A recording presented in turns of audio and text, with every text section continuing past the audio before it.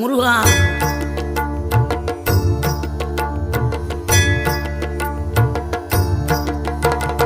ஆறுபடை வீடும் அருள் வழங்கும் முருகா அருகே நீ ஓடோடிவா.